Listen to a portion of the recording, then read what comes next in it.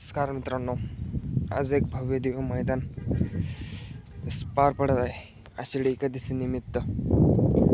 त्या मैदानामध्ये आपल्याला भरपूर असे बरेचसे दिवस मैदान नंतर आपल्याला शाकीर तात्या यांचा नावाला विक्रमीचा राजा पळताना दिसला. मित्रांनो, तो कितव्या गटात पळाला, कोणासोबत पळाला, पैरा कोण होता, काय होता, आपण सगळं सांगणार आहे. आपला व्हिडिओ शेवटपर्यंत नक्की बघा आणि नवीन असाल तर आपल्या चॅनलला शेअर करा, सबस्क्राईब करा, तसंच कमेंट करा. कारण की मित्रांनो, आपण बैलगाडी क्षेत्रामधले सर्व अपडेट आपण आपल्या चॅनलवर तुमच्यासाठी घेऊन येत असतो. आज चांगल्यारीत्या मैदान पार पडत आहे, कारण की आज आपल्याला भरपूर नंदी मैदानात दाखलसुद्धा झालेले आहे. बकासूरसुद्धा दाखल झालेले आहे. बकासूरसुद्धा मित्रांनो कोणत्या गटात पळणार ते सुद्धा माहिती सांगणार आहे.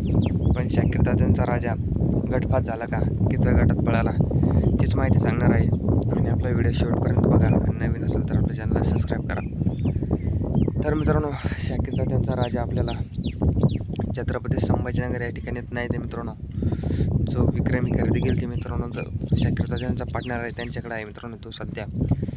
पण मित्रांनो, आपल्याला आज एक चांगल्या मैदानामध्ये आषाढी एकादशी निमित्त पळताना दिसला आणि चांगल्यापैकी पायरा होता मित्रांनो. पण गट क्रमांक 3मध्ये आपल्याला 2 गाड्यामध्ये अटी आणि तटीची लढत बघायला भेटली.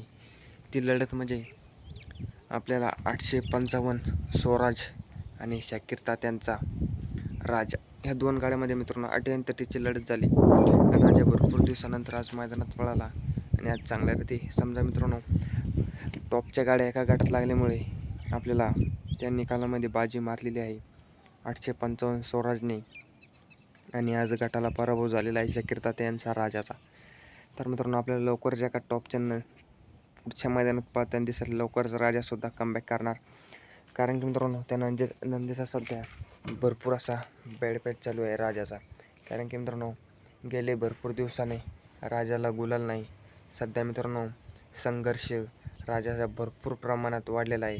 राजा झाला, चिमण्या झाला. कारण की मित्रांनो हे नंदी आपल्याला लवकरच कमबॅक करताना दिसेल मित्रांनो. कारण की एक मित्रांनो टॉपचा नंदी आहे सध्या.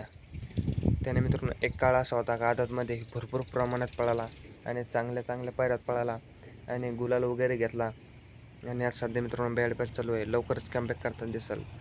बघू मित्रांनो आता पुढच्या कोणत्या मैदानात पोहोचतोय राजा. तर धन्यवाद मित्रांनो.